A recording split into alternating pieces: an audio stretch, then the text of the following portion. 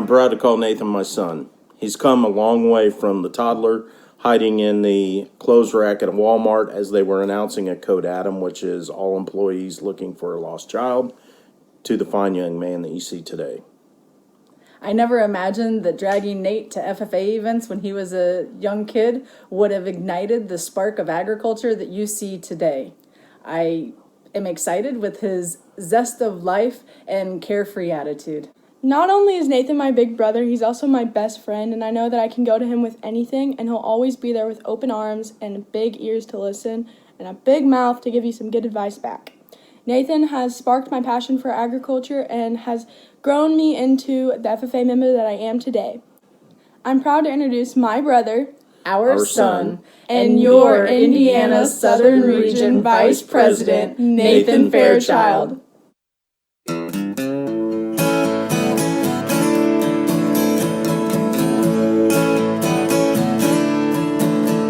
Well, I won't back down. No, I won't back down. You can stand me up at the gates of hell, but I What won't scares you the most? down. The dark? Snakes? Public speaking? Maybe you have a fear of never amounting to anything in life. We all have something we fear. I have a fear of heights. I can't stand to be anywhere above ground level, let alone somewhere you can barely see ground level. This past December, us state officers and our foundation director, Mrs. Shadon, went to Indianapolis for a business and industry visit at the Ice Miller Law Firm. Now, I'm not afraid of lawyers, but I was set to face a fear that day in the offices of Ice Miller on the top floors of the One America Tower, the second tallest building in Indy. While we waited in the lobby to go up to our visit, my fears got the best of me. I lost all motivation I had for the day, and at one point found myself Googling how much trouble a fellow could get into for pulling the fire alarm at an office building. Sure, this seems a bit excessive, but I'm the same guy who just 4 months earlier was trembling with fear because I thought I was going to have to ride a water slide made for kids 3.5 feet tall. My fear of heights had followed me around my entire life, and it had found me once again. Heights aren't my only fear. I have a deeper fear of rejection. I'm worried that when I put myself out there and make myself vulnerable to those I look up to, I'll be rejected for who I am. To say that an interview gives me anxiety would be an absolute understatement. But nonetheless, my junior year of high school, I set out to face that fear of rejection. After weeks of preparation, I decided that I was going to chase my dream and run for the District 12 president position. Even with my preparation, I still doubted my capabilities as a candidate the night of the interview. But I walked into that interview ready to face my fear of rejection with a brave heart. Sometimes in life, it can pay to be fearless, but not that time. When I got home that evening, I received an email saying that I was not slated as the District 12 president, and I cried. I cried alone in my room for an hour. It wasn't fair that I set out to face my fears, but still fell flat on my face. As I sat there with my head in my hands, feeling down and sorry for myself, my mom came into the room. I could tell she was not there to join my pity party and hold my hand. Her facial expression said actually quite the opposite. She looked at me and said, "What now?" I told her I don't know. I said, my FFA career is over, and this rejection will be the last, because I'm never running for anything again. My dreams are crushed. I could tell that was not the right answer. She told me, "Nate, just because this door slammed in your face, it doesn't mean that there aren't other doors open." After a good heart-to-heart, she encouraged me to face my fear of rejection again and run for a section director position. Just 1 month after my fear of rejection went terribly wrong, I stepped up to the plate again. I stood in a room full of 30 delegates and gave a 2-minute speech on why I should be their next section director. Once again, I was overcome with anxiety, just as I had been the night of the district interview. I doubted myself more than ever, but as I walked into the room after voting, my name was announced as the new Section 4 director. That was the day I decided that my fears were not going to control me anymore.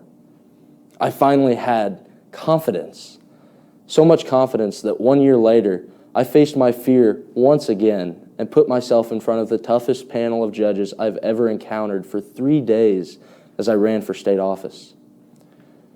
Oftentimes, I like to think back and wonder what would happen if I hadn't have faced my fears even after striking out. See, I always knew I was going to step up to the plate and face my fears, but what I didn't know was whether or not I was going to strike out or hit one over the fence. But what I did know was this: I was going to swing. As time grew closer to our visit, my mind grew more and more frantic. While we walked towards the bay of elevators, I clawed at any reason I could find to not go up to that 35th floor. I was about to fake a sickness when Mrs. Shadon gave me the encouragement that I didn't know I needed. She told me, "Nate, it's not that bad. You're not getting out of this, so you might as well get excited for this visit." Little did she know those words changed my entire attitude.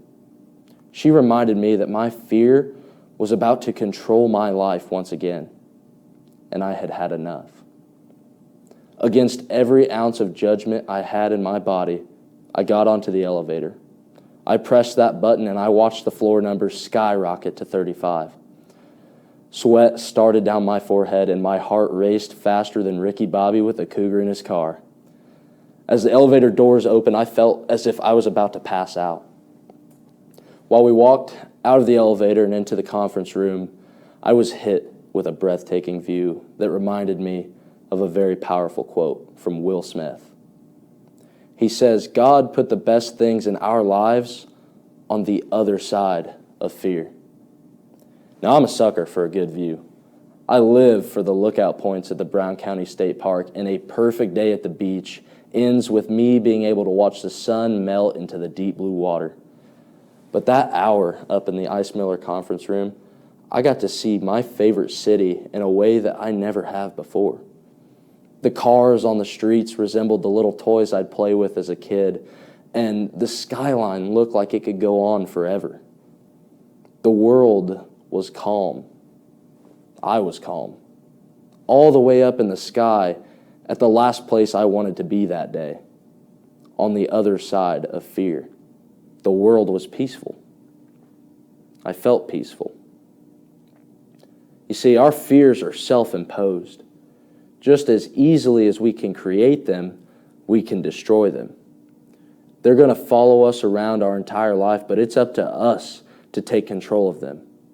Sure, it's going to take a lot of stepping up and even more getting knocked down, but we can't let one failure give our fear permission to have all the power over us. And once we realize that we can control our fears, we will see that the best things in our lives are on the other side of complete and absolute terror. Don't shut down. Stand up. Overcome your anxieties and face your fears. Indiana FFA, keep living fearlessly. Skydiving, I went Rocky Mountain climbing, I went 2.7 seconds on a bull named Fu Manchu. Man, I loved deeper and I spoke sweeter and I watched an eagle as it was flying.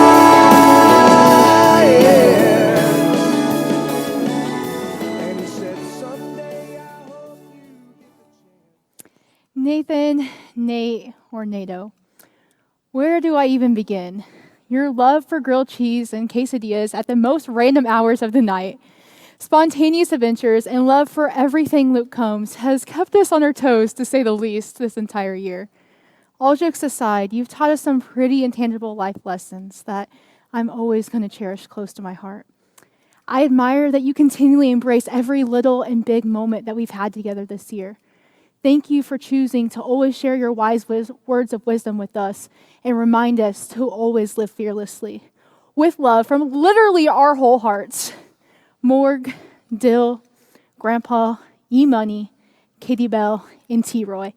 Indiana FFA, your 2019-2020 State Southern Region Vice President, Nathan Fairchild. Sky